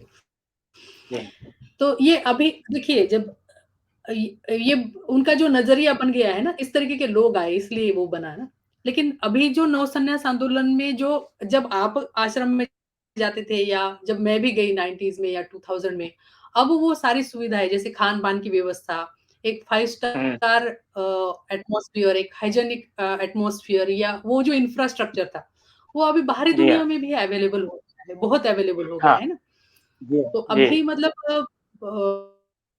भगवान के नाम के साथ अभी जुड़ने वाले जो नए लोग हैं और जो पुराने हाँ, लोग हैं, तो पुराने लोगों के अलग-अलग कारण होते थे कि वहाँ तो स्वर्ग के जैसा माहौल है क्योंकि इतना सुंदर जो मैनेजमेंट था, एक हाइजीन, एक गार्डन और पूरे सारे देशों के तज्ञ लोगों ने मिलके जो वहाँ पे एक सुविधा निर्माण की थी, तो वो सुविधा के लिए भी काफ़ी लोग जाते थे कि ये एक अलग एक्सपीरियंस है, एक अलग एक्सपीरियंस के लिए लोग वहाँ जाते थे, है ना? जी हाँ, और जी, अभी उस हाँ, तरीके के एक्सपीरियंस अभी बाहर सब तरफ अभी अवेलेबल हो रहे हैं। मतलब मैं तो हाँ, इनफैक्ट ये बोलूँगी कि काफ़ी सारे रिज़ॉर्ट अब ओशो आश्रम जी, के जैसे, भगवान के आश्रम के जैसे ही दिखते हैं बहुत सारे। अब वहाँ पे यही है कि ध्यान की वहाँ पे कमी है और लोग जो है ये भगवान के साथ जो ये स्टैम्प लगा है या जो मीडिया ने एक तरीके से बदनाम किया है या भगवान ने खुद ही ये नेगेटिव मार्केटिंग की है खुद के तरफ लोगों को खींचने की जैसे आटे में काँटा लगा के जो लोगों को फँसा-फँसा कर लाया है कि आ जाओ, इस बहाने तो आ जाओ और फिर यहाँ आने के बाद देखते हैं तुम क्या करोगे, है ना? तुम्हारी क्या क्षमता है। तो मुझे लगता है ये आटा हाँ, और काँटा अभी भी है मार्केट में पड़ा हुआ। हाँ, बिल्कुल, बिल्कुल, बिल्कुल। और जब भगवान नाम देते थे, तो भी ये कह देते थे कि मैं तुम्हारी संभावना के लिए नाम दे रहा हूँ। मान लो किसी को उन्होंने नाम दिया, हमारे यहाँ एक मित्र थे, उनका नाम था स्वामी परिपूर्णानंद। तो जी। वो ध्यान तो कम करते थे, इस बात को ज़्यादा बताते थे कि मुझे भगवान ने परिपूर्णानंद दिया है, मैं तो पहले से ही पूर्ण हूँ। तो अब भगवान ने तो ये कह के दिया है कि इस संभावना को तुम साक्षात करो, इसको अभी तुम्हें अचीव करना है, ये नहीं कि तुम हो गए। अब जैसे हम ये जो ऊर्जा दर्शन था, भगवान ने कहीं पे ये कहा है कि जब मैं ऊर्जा दर्शन देता था, तो लोग बाद में ये कहने लगे कि अब तो हमें कुछ करने की ज़रूरत नहीं, हमारे तो आज्ञा चक्र पे भगवान ने हाथ लगा दिया बस, अब हमें तो कोई ज़रूरत नहीं। अरे भाई ज़रूरत कैसे नहीं है? आपका जीवन अगर रूपांतरित हो गया हो तो ठीक है, लेकिन अगर आप अभी भी उसी गलीच में और उसी कीचड़ में फँसे हुए हैं, तो साधना करने की ज़रूरत है। उन्होंने आपको प्रोत्साहित किया है, आपको उठा के रख थोड़ी दिया है स्वर्ग में। आपको कहा है कि तुम चल सकते हो, चलो, तुम अपने हाथ-पैर इस्तेमाल करो, हम तुमको रास्ता दिखाते हैं, तुम चलो, हम तुमको उत्साहित करते हैं। लेकिन बहुत से लोगों ने मान लिया कि हमारे आज्ञा चक्र पे भगवान का हाथ आ गया, हम पूर्ण हो गए। ये भगवान ने खुद कहा है कि मुझको ऊर्जा दर्शन इसीलिए बंद करना पड़ा, क्योंकि बहुत से लोग ये समझते रहे कि जब ऊर्जा दर्शन हो गया, तब हमें तो अब कुछ करने की ज़रूरत नहीं, अब तो आज्ञा चक्र भगवान जागृत करेंगे। तो इस तरह की गलतफ़हमियाँ बहुत से लोग पाल लेते हैं और उनका मन ही ऐसा है कि वो चाहते हैं कि हम ऐसे पड़े रहें, तो ठीक है, वो उनकी अपनी मर्ज़ी है। लेकिन जिन्होंने भगवान को ठीक से समझा है और जो चाहते हैं कि हम साधना के मार्ग पे चलते रहें, उनको भगवान ने अद्भुत कीमिया दिया है, अद्भुत अमृत दिया है। हाँ, ये ज़रूर है कि उन्होंने शुगर ऐसी लपेटी है कि उसके पीछे जो कड़वाहट है, वो पहले तो पता नहीं चलती। लोग शुगर के चक्कर में आते हैं, लेकिन जो ध्यान की थोड़ी-सी कड़वाहट ले लेते हैं, उनको वही आनंद मिलता है जो शराब में। जैसे शराब पहले भले कड़वी लगती है, लेकिन फिर वो आनंद देती है। उसका आपको अगर आदत पड़ गई, तो उसका आनंद मिलेगा। तो भगवान की शराब भी ऐसी है कि ठीक है, पहले तो वो लपेटते हैं चीनी और चीनी के बाद फिर आपको ध्यान साधना जिनको लेना है वो निश्चित रूप से ले रहे हैं। हमारे नगर में ही कम से कम हमारे साथ 50 लोगों ने संन्यास लिया, आगे-पीछे, या यहाँ तक कि कुछ लोग तो भगवान के साथ 2-2 3-3 साल वहाँ पे रहे, आश्रम में रहे।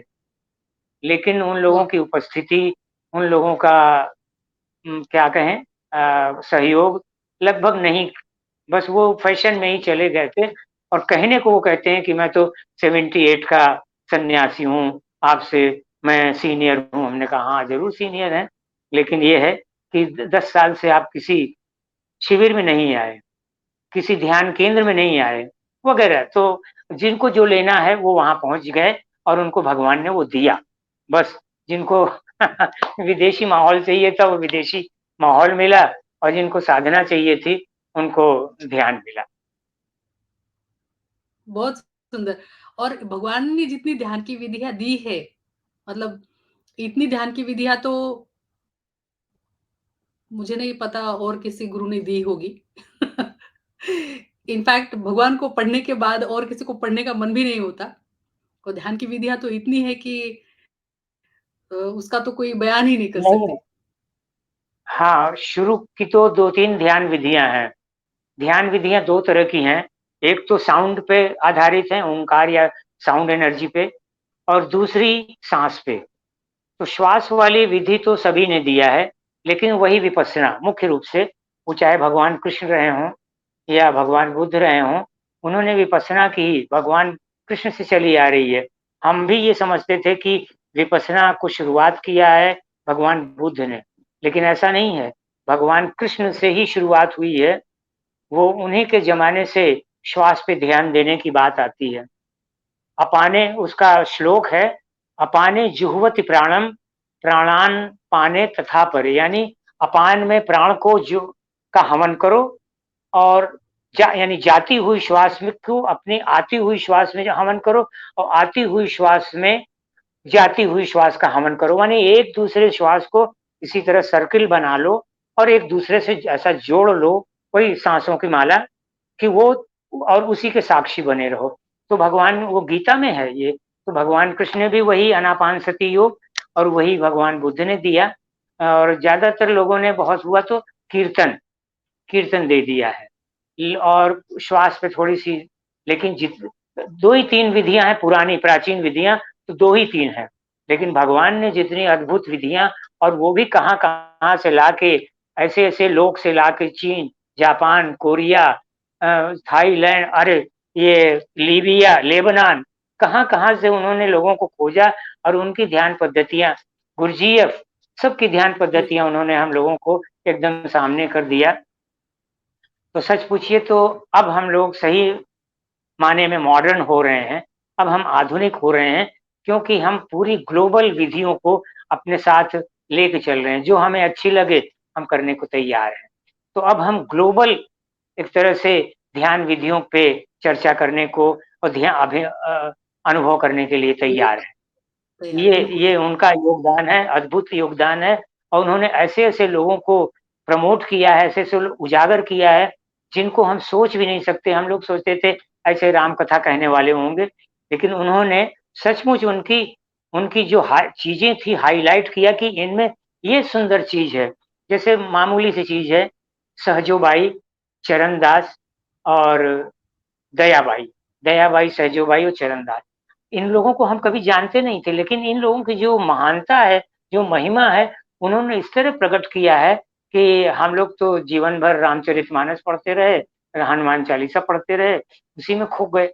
तो हमको कोई बताने वाला नहीं था, कम से कम आज हम ये कह सकते हैं कि ऋषियों की परंपरा वही 10-20 नहीं है, सैकड़ों, लाखों में वो ऋषि परंपरा है, जिन्होंने अपना योगदान इस ध्यान की पद्धति में दिया है और उनकी ऊर्जा इस वातावरण में हमेशा उपलब्ध है, बस हमें ट्यूनिंग करने की ज़रूरत है। जैसे भगवान कहते हैं कि अगर रेडियो को तुम ट्यून कर लो, तो किस स्टेशन को चाहते हो तुम्हें मिल जाएगा। उसी तरह अगर तुम ट्यून करोगे, तो तुम्हें वो लोग मार्गदर्शन भी देंगे, सहायता भी करेंगे और तुम्हारा विकास भी होगा। तो भगवान ने तो इतने स्टेशन अब दे दिए हैं, इतनी सुइयाँ दे दी हैं कि हम ज़रा-सा भी अपनी इच्छा ज़ाहिर करें और उन ऋषि मुनियों के पास पहुँच जाएँ। बहुत सुंदर, बहुत सही कहा आपने। इतनी विधियाँ, इतने पुनर्जीवित कर दिए कि हमको ग्लोबल बना दिया भगवान ने। जी हाँ, सही मायने में ग्लोबल बना दिया आध्यात्मिक क्षेत्र पे। वैसे वर्ल्ड तो एक ग्लोबल हो ही गया है कनेक्टिविटी के माध्यम से, लेकिन आध्यात्मिक क्षेत्र में हमको भगवान ने ग्लोबल बना दिया है और सही में एक न्यू वो मैन बना दिया। वर्ड तो अब हुआ है इंटरनेट के ज़माने में, हुँ, इधर हुआ है उनके शरीर छोड़ने के बाद। लेकिन वो तो जब जी। शरीर में थे और जब इंटरनेट नहीं आया था, तभी हमको उन्होंने ग्लोबल कर दिया था। तभी हमारा जो इंटरनल इंटरनेट है, उन्होंने जागृत कर दिया था। कनेक्ट कर दिया क्या था। बात! वाह! बहुत बहुत सुंदर, बहुत सुंदर। और स्वामी जी आपसे ये भी मैंने आपके प्रोफ़ाइल में पढ़ा था, तो मतलब 2 चीज़ें हैं जिसके ऊपर मैं और बात करना चाहूँगी अगर आपके पास समय है तो। और थोड़ा-सा नहीं भी होगा तो जी, मेरे लिए आज निकाल लीजिए। जी, कि 2 एक आपके फ़ेसबुक अच्छा स्वामी जी का डिस्कनेक्ट हो गया है शायद। राह देखते हैं स्वामी जी के कनेक्ट होने की। मुझे स्वामी जी से 2 प्रश्नों पे बात करनी थी। अम, रजनीश जगत के जलते प्रश्न और उनकी सिंगिंग के बारे में। जी, स्वामी जी।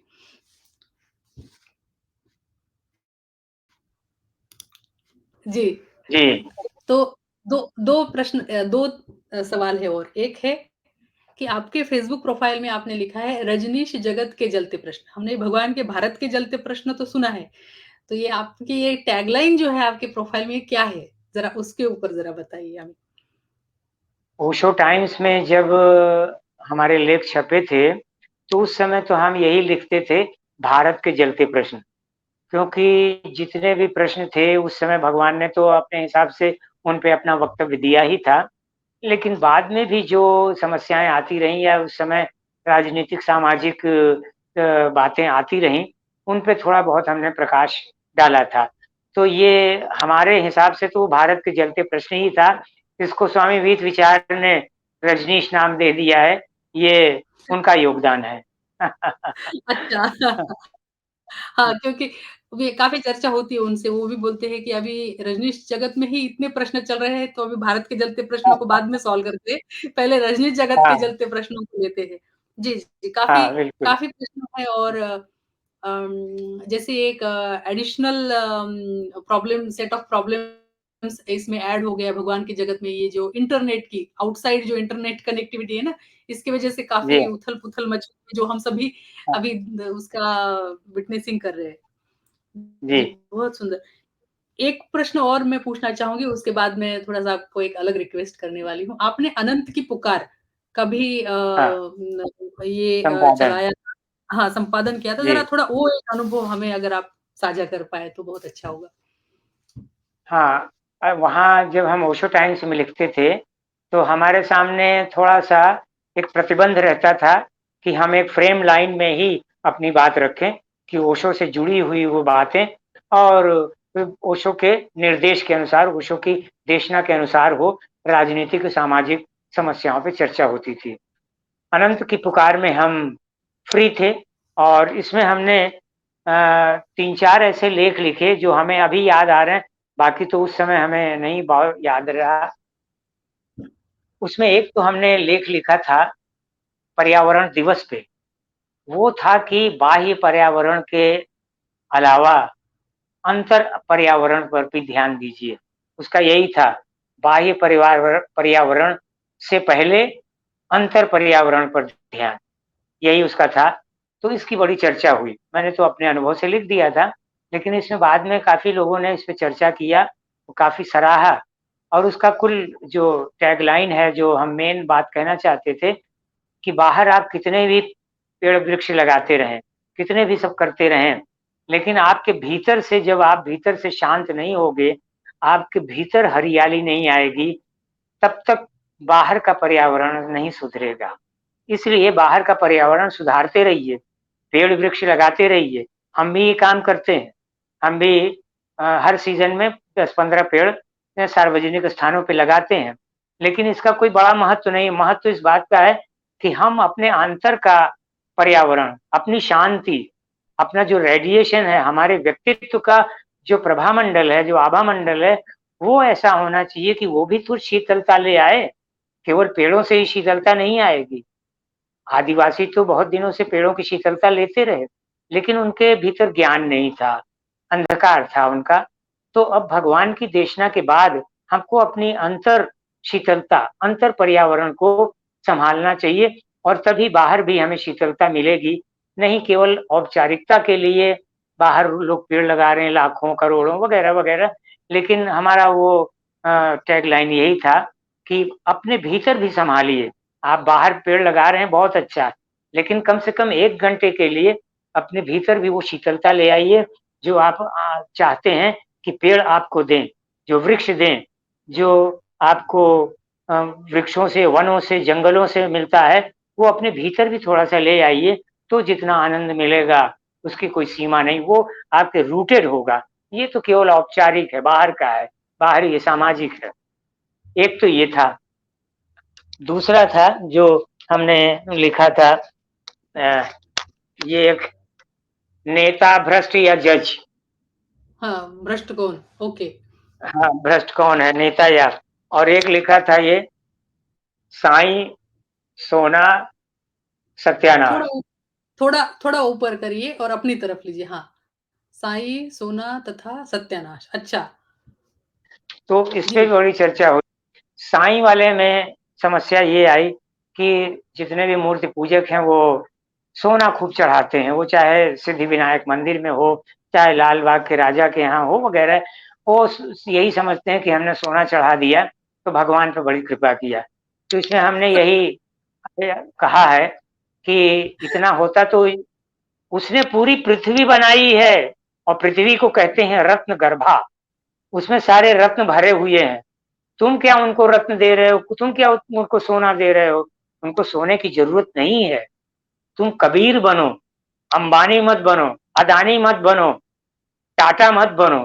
टाटा वगैरह ये सब करें चलो ठीक है, लेकिन आप साधक हैं तो आपको तो मीरा बनना चाहिए जो भीख मांगती थी, कबीर बनना चाहिए जो भीख मांग के लोगों की सेवा करते थे, चैतन्य महाप्रभु बनना चाहिए, रामकृष्ण परमहंस बनना चाहिए जिनके पास कोई पुजारी के अलावा कोई सैलरी नहीं थी। तो आप चाहे जितने गरीब हो, ये जो अंतर की संपदा है, इसको आप उनको सौंपो। ये क्या है तुम सोने का मुकुट, सोने का पादुका और सोने की जंजीर और सोने का हार पहना रहे हो, ये सब सत्यानाश कर रहे हो। एक बात, ये तो आप अपना नुकसान कर रहे हो, समाज का नुकसान आप ये कर रहे हो कि ये सारा सोना सरकार ले लेती है और सरकार आलतू-फालतू कामों में अपनी जेबें भरती है, अफसरों की जेब भरती है और हमारे लिए 1 पैसा, 2 पैसा, 10 पैसा देती है। तो आप इसमें जितना ही पैसा चढ़ाएँगे, वो सारा पैसा व्यर्थ में जाएगा, वो भगवान को नहीं चाहिए, ना भगवान लेते हैं कभी। अभी जैसे पद्मनाभ मंदिर जो दक्षिण भारत में है, उसके कहते हैं जी। 6 कपाट खुल गए और उसमें अथाह पैसा था। आखिर उस पैसे का क्या अर्थात करेंगे? उस पैसे को आप मानव समाज में लगाइए, सेवा में लगाइए। भगवान को तो एक फूल चढ़ा दीजिए, उतना ही बहुत है। और तो और हमारे यहाँ एक स्तोत्र शंकराचार्य ने रचित किया है। वो कहते हैं कि हे भगवान, मेरे पास कुछ नहीं है, इसलिए मैं मन से ही आपको सिंहासन पे बैठा रहा हूँ। वो सिंहासन रत्न जटित है, कल्पना से। मैं गंगा जल नहीं ले आ सकता हूँ, कल्पना से ही मैं आपको गंगा जल चढ़ा रहा हूँ। मैं आपको हिमालय की ठंडक नहीं ला सकता, मैं आपको कल्पना से ही हिमालय की ये ठंडक दे रहा हूँ। तो हमारे यहाँ तो भक्तगण ऐसे हुए हैं, शंकराचार्य ऐसे हुए हैं। आप ये कहाँ के सोना, चांदी, हीरा, मोती के चक्कर में पड़े हो, अपना भी नुकसान कर रहे हो, समाज का भी नुकसान कर रहे हो।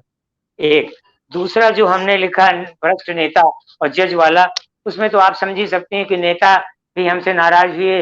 एक आध दो जज हमारे परिवार में, हमारे एक भतीजे हुए हैं, वो जज हुए थे। हाँ, अब तो रिटायर हो गए हैं। तो उन लोगों की छीटा-कशी रही। चूँकि हम बहुत ज़्यादा लोगों से मिलते-जुलते नहीं, इसलिए उनकी छीटा-कशी हमारे कान तक आती नहीं। उड़ते-उड़ते कभी आ जाती है कि फलाने तुम्हारे बारे में ऐसा कह रहे थे।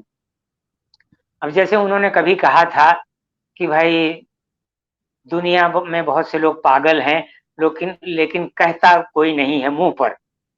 उनका इशारा मेरी तरफ था कि ये जो माला और गेरुआ हम पहने हुए हैं, तो लोग हमको पागल समझते हैं। कोई नहीं कहता मुँह पे तो ये उसकी बड़प्पन है, लेकिन आप तो पागल हैं। तो हमने कहा ठीक है, हमें मंज़ूर है, हमें अपना पागलपन मंज़ूर है, इसमें क्या दिक्कत की बात है? हमें भगवान ने ऐसे ही बनाया है। अभी लाओ त्से का एक प्रवचन भगवान बता रहे थे कि अगर कोई आइंस्टीन है, तो उसकी कोई विशेषता नहीं है। लाओ त्से कहता है कि उसको क्यों पद और गरिमा से नवाज रहे हो? और अगर कोई मूढ़ है, कोई मूँगफली बेच रहा है, कोई पान लगा रहा है, कोई जूते पॉलिश कर रहा है, तो ये उसकी कमी नहीं है, ये उसकी व्यवस्था है। तो उसपे ध्यान करो कि उसने अपनी व्यवस्था ऐसे ही रची है। तो आइंस्टीन को पद मर्यादा मत दो, जूता पॉलिश करने वाले को गरिमाहीन मत समझो, निकृष्ट मत समझो, अधम मत समझो। तो इस तरह जब तुम पद और मर्यादा लोगों को नहीं दोगे, तो लोगों में प्रतिस्पर्धा नहीं होगी, लोगों में एक दूसरे की गला काट प्रतियोगिता जो होती है, वो नहीं दोगे। राजा को बहुत ज़्यादा दिखावा नहीं करना चाहिए, अपना धन संपदा नहीं दिखानी चाहिए, उसको शासन करना चाहिए। और जो गरीब है, उसके ऊपर अपना रोब नहीं झाड़ना चाहिए।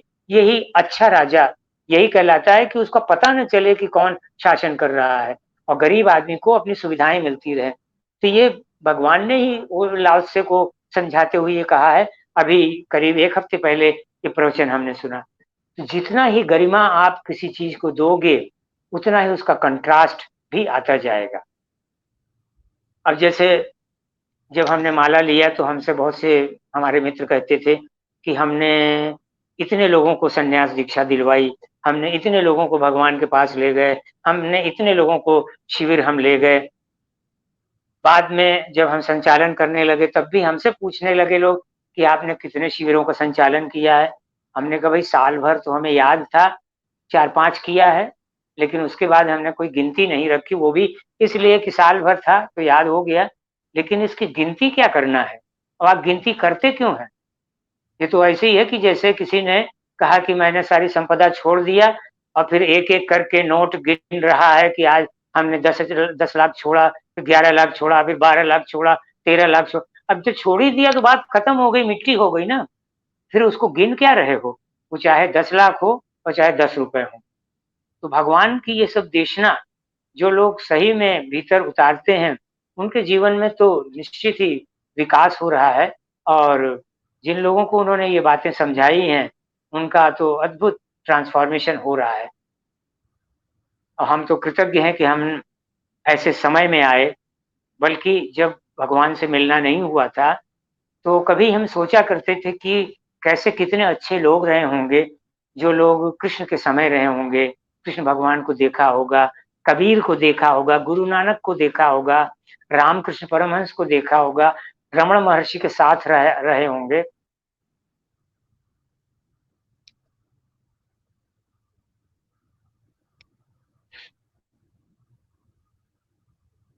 लेकिन वो हमारी इच्छा पूरी हो गई।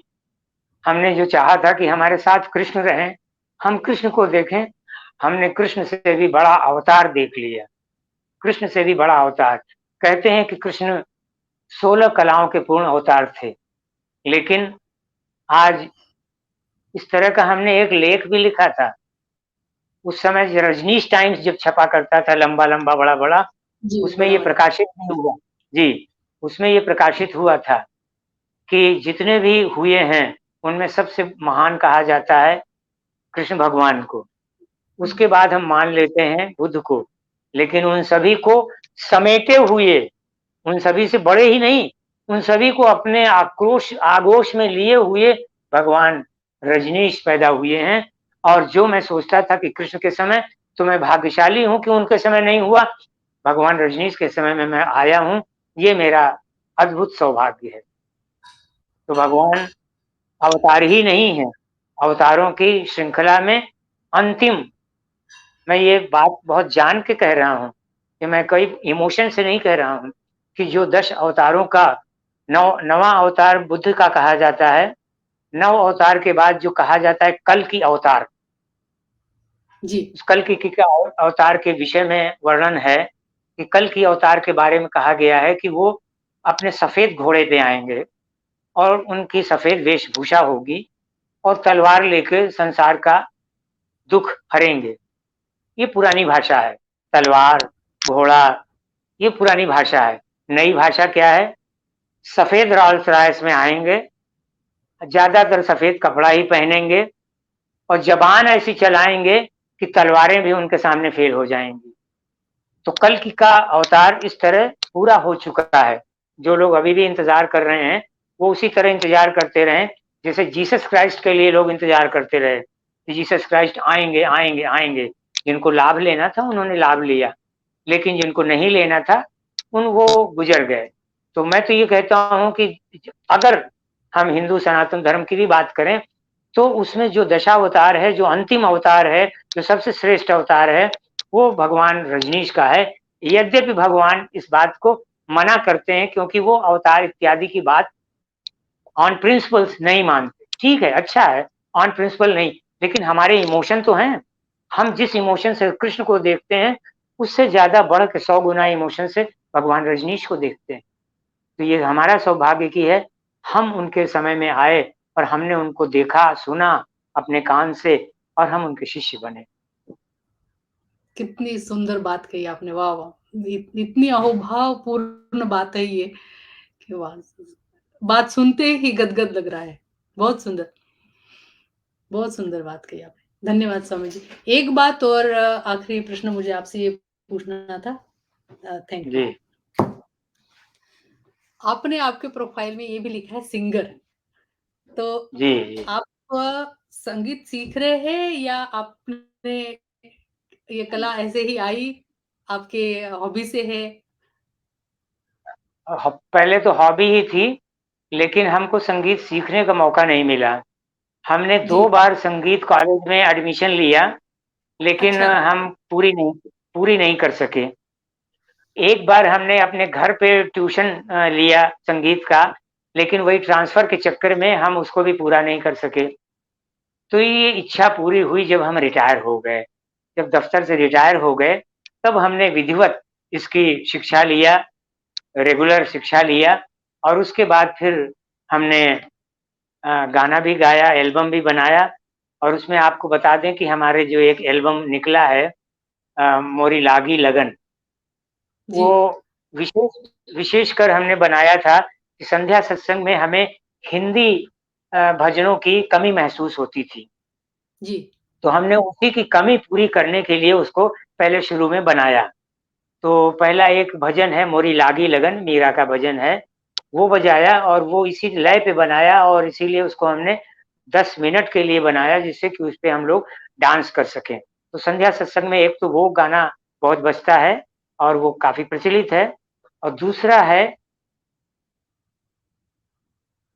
रंगवा ले चुनरिया चलती दफ़े। या अंत का समय है, जब हम चलने लगते हैं, अरे तब तो चेत जाओ और भगवान के रंग में, ईश्वर के रंग में अपने को ढाल लो। तो ये 2 ऐसे हैं भजन जिन पे हम लोग डांस कर सकते हैं और ये अक्सर इसमें शिविरों में बजते भी हैं। हम लोग भी बजाते हैं कभी-कभार। तो उस समय केवल चैतन्य भारती का 1-2 भजन, एक एल्बम आया था। उसके बाद फिर हमें ये लगा कि हमको भी कुछ अपना योगदान देना चाहिए। तो ये 2-3 भजन तो हमने इसी के लिए बनाए कि संध्या सत्संग में हिंदी भजन होने चाहिए। उसमें एक गीत हमने लिखा और गीत की धुन भी हमने बनाई और उसको गाया भी। हम चाहेंगे कि उसकी 4 लाइन आप सुन लें। वो ओशो बहुत के सुंदर। बारे में है। बिल्कुल। सदियों से धरा प्यासी रही, प्रेम के लिए सदियों से धरा प्यासी रही, प्रेम के लिए। फिर प्रेम ने एक रूप धरा, ओशो नाम से। फिर प्रेम ने एक रूप धरा, ओशो नाम से। संसार में सौंदर्य हो, सब लोग चाहते हैं कि सत्य, शिव और सुंदर हो। ये उसी लाइन का। संसार में सौंदर्य हो, शिव और सत्य हो। संसार में सौंदर्य हो, शिव और सत्य हो। फिर सत्य ने शिव रूप, सत्य ने शिव रूप धरा, ओशो नाम से। सौंदर्य ने शिव रूप धरा, ओशो नाम से। संसार में सौंदर्य हो, फिर सत्य ने ये ये गीत हमने लिखा था भगवान के लिए। बहुत और बहुत सु बहुत सुंदर गीत लिखा है और आपने बहुत सुंदर उसका संगीतबद्ध भी किया है आपने उसे। बहुत सुंदर। और कोई आपका बहुत प्रिय गाना या भजन आपको सुनाना है दर्शकों को?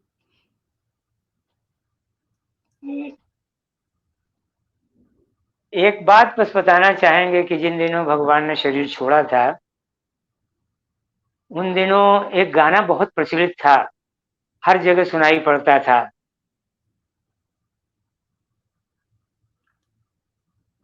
गाना तो फ़िल्मी है, लेकिन आज भी हमको वो बहुत प्यार करते हैं तुमसे सनम।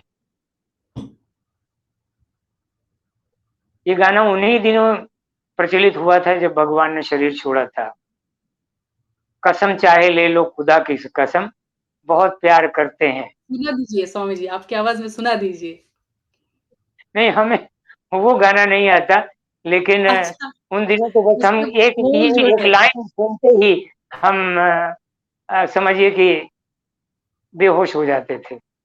बहुत अद्भुत ओहो! गाना, जो गाना चाहे जो गाने तो बहुत से आते रहते हैं, जी, गानों की जी, क्या जी। कमी है। लेकिन मौके की बात है कि जब भगवान ने शरीर छोड़ा था उसी के बाद ये पता नहीं कोई सलमान खान की फ़िल्म थी, बाकी हमें फ़िल्म हमने नहीं देखी। गाना ये सुना और गाना जब भी हम सुनते थे और बहुत प्रचलित था, तब भी समझ लीजिए मीराबाई हम हो जाते थे। वाह! क्या सुंदर बात कही आपने। हमको तो सारे फ़िल्मी गाने जो नहीं जो एक अभी नए नहीं, एक जो बीच में जो एक बहुत अर्थपूर्ण और बहुत एक सौहार्दपूर्ण जो गीत रहते थे जी, जी। 90s तक 95 के वो सारे तो हमको तो भगवान से ही जुड़ जाते हैं अब, वो गाने सुनते ही क्योंकि क्योंकि हमारे मन में वो वो ये बसा हुआ प्रेमी वो भगवान है ना। ह हम वो ये बाहरी बॉयफ्रेंड, गर्लफ्रेंड दुनिया वाले दिखते हैं लेकिन हम में जब भी कोई गाना बजता है तो हमें भगवान याद आते हैं।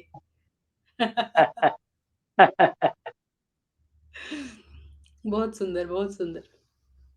बहुत एक सुंदर गाना आपने और है, शेयरिंग की। जी। उसका वो शैलेंद्र ने लिखा है। और उस गाने को हमने एक लाइन की वजह से ज़्यादा याद किया। सजनवा बैरी हो गए हमार, सजनवा बैरी हो गए हमार, ना कोई संदेश ना कोई संदेश खबरिया, ना कोई संदेश, सजनवा बैरी हो गए हमार। उसमें एक लाइन आती है, जी। डूब गए हम डू- डूब गए हम बीच भंवर में, करके 16 सिंगार, सजनवा बैरी हो गए हमार, सजनवा बैरी। तो ये जो लाइन है, डूब गए हम बीच भंवर में, बस ये गाना हमको सचमुच डुबा देता है। और इसको याद करके अब भी जब हमें कभी ज़रूरत पड़ती है, तो हम इस लाइन को ही याद करके, बाकी गाना तो हमने गाया ज़रूर है, अब इस समय नहीं याद आ रहा है, लेकिन ये जी। लाइन हमको ध्यान में डुबा देती है। डूब गए हम बीच भंवर में, करके 16 सिंगार, सजनवा बैरी हो हमार। जी। बहुत सुंदर सुंदर लाइन पंक्तियाँ बहुत सुंदर है इस गाने की, अर्थपूर्ण भी है। और भगवान ने जो सहजोबाई का एक गीत उन्होंने अपनी वाणी में बोला है, राम तजू पे गुरु न बिसारू, इसको भी हमने अपने एल्बम में शामिल किया है। उसकी भी 2 लाइन आपके सामने रखते हैं। जी। राम तजू पे गुरु न बिसारू, राम तजू पे गुरु न बिसारू, राम तजू पे गुरु न बिसारू, गुरु के समहरि।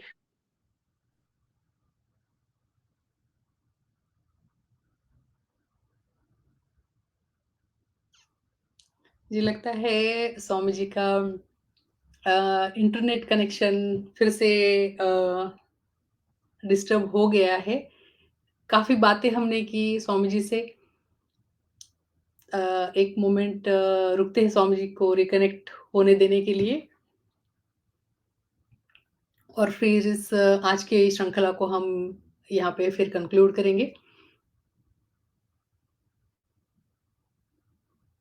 जी, लगता है स्वामी जी का संपर्क टूट गया है तो बहुत सुंदर एक प्रतिभा, एक शांत, संत, संथ, प्रेमपूर्ण, ध्यानपूर्ण और जीवन से ओतप्रोत एक ऐसी प्रतिभा से आज हमने आप सभी लोगों को रूबरू करवाया और इनसे हमें सीखने के लिए ये मिलता है कि जो भगवान के साथ जुड़ गए, भगवान की ऊर्जा के साथ जुड़ गए, उन्होंने कैसे अपना जीवन परिपूर्णता से जिया है और किस तरीके से वो हमें अभी प्रेरणा दे रहे हैं या मार्गदर्शन कर रहे हैं कि किस तरीके का जीवन जीना चाहिए। आज रिटायरमेंट के बाद इन्होंने सिंगिंग सीखी है, गा कवि बन के, लेखक बन के वो गाना लिख भी रहे हैं, संगीतबद्ध कर रहे हैं और ऐसे संगीत का भी आयोजन कर रहे हैं जो ध्यानपूर्ण संगीत हो जाए। तो ये बात तो अचंभित करने वाली है और ऐसे युवा स्वामी आनंद ध्रुव जी को मैं बहुत-बहुत नमन करती हूँ और बहुत धन्यवाद देती हूँ। अ, आखिरी में धन्यवाद के लिए स्वामी जी अभी स्क्रीन पे नहीं है, लेकिन मैं पर्सनली उनको फिर से कॉल करके एक बार धन्यवाद दूँगी। आशा करती हूँ कि आपको हमारे ये प्रोग्राम काफ़ी पसंद आ रहे होंगे और जिस अनुभव की शेयरिंग कर रहे हैं सारे सन्यासी, उनके लिए तो मैं बहुत-बहुत अनुग्रहित हूँ।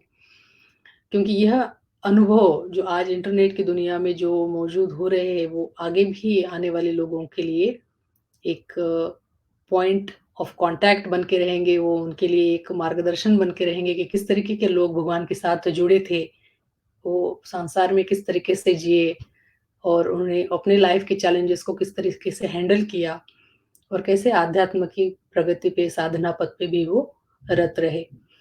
इन्हीं शब्दों के साथ मैं अपनी वाणी को विराम देती हूँ। पुनः एक बार आप सभी को साधुवाद। जय भगवान, भगवान श्री गणेश की जय।